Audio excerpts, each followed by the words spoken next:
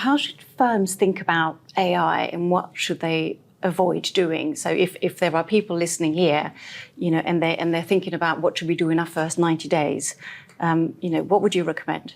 We don't need to hunt for use cases on this. So I think starting with, what could AI first do for us is the wrong way to go. I think what investors and the company needs to think about first is where are our value contributors, where are our value destructors that we have right now? Where is our differentiator? Where is our right to play? What are the economics that drive our company? And then see if AI can help overcome them or boost some of them on a material level. And I think that is the first sort of decision pointing that you need to put into place, and then identify the bounded production slice initiatives to actually see if they are realizable. So following on from that, what separates the firms who are really following that approach and creating value from the ones who just talk about it? It is probably those that don't use AI as a technology, but that understand that AI can help them in their defense strategy and ideally also leverage the AI knowledge, the experimentation, to position themselves into an AI-first world as an offensive strategy. I think it is less thinking about the technology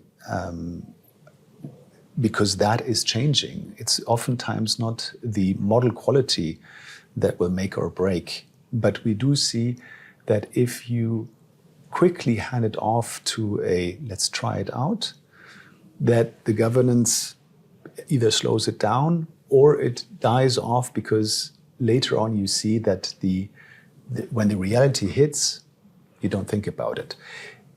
Sometimes companies underestimate the amount of effort and money it takes to put something into production.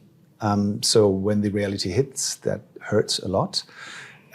Sometimes they underestimate the complexity of the production requirements, because AI can produce so quick results, and you get to 60%, let's say, and you say, well, I got within 60% of the right thing within 2 weeks. So, put another 4 weeks and I'll get to 100. Yes.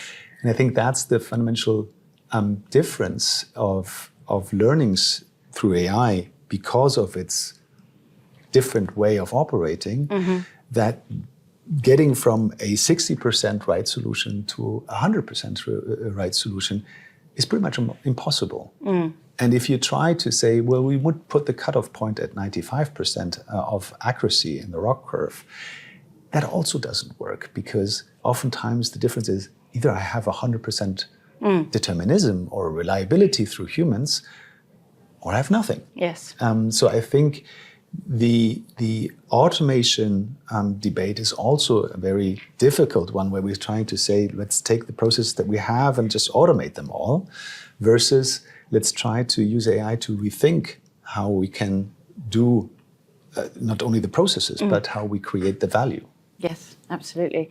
And you spend a lot of time talking to customers and prospects at HTEC, and particularly in private equity. Are you hearing, I'd love to understand what they are looking for from a partner like HTEC, and if you're hearing some, common themes of what those expectations might be. There are now emerging several of them. I think in PE there's a shift that is happening. On one side, AI was firmly a interesting capability that has developed and causing a lot of opportunities of use cases within the portfolio companies, but it was their responsibility. Right. Now we see a big fear actually happening, because some PE companies, especially with regards to tech companies or a SaaS business model, which sounded very attractive for a while, now they're thinking that AI will eat SaaS. And I think both sides are not quite right on this. So what a lot of PE firms are looking for is like, what is really there for us in terms of opportunity or survival threat on this.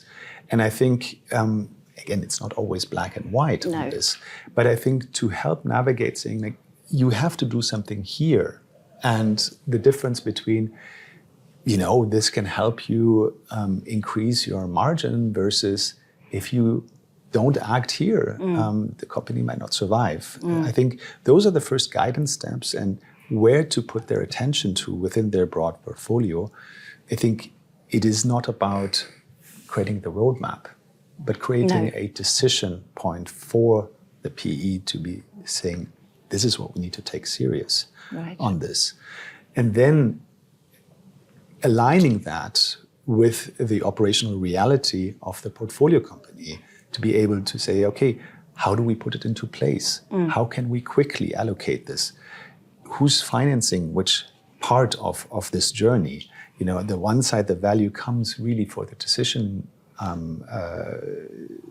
for the decisioning of where to allocate capital from the PE. Yes. But the implementation then has to be achieved by the portfolio company. So they're looking for partners that can bridge that and can stay with them on this and be a trusted have that continuity. Partner. Thank you very much, Ronny, for your contribution. It was really insightful. I really enjoyed the conversation. And thank you, everybody, for watching, and thank you for your attention.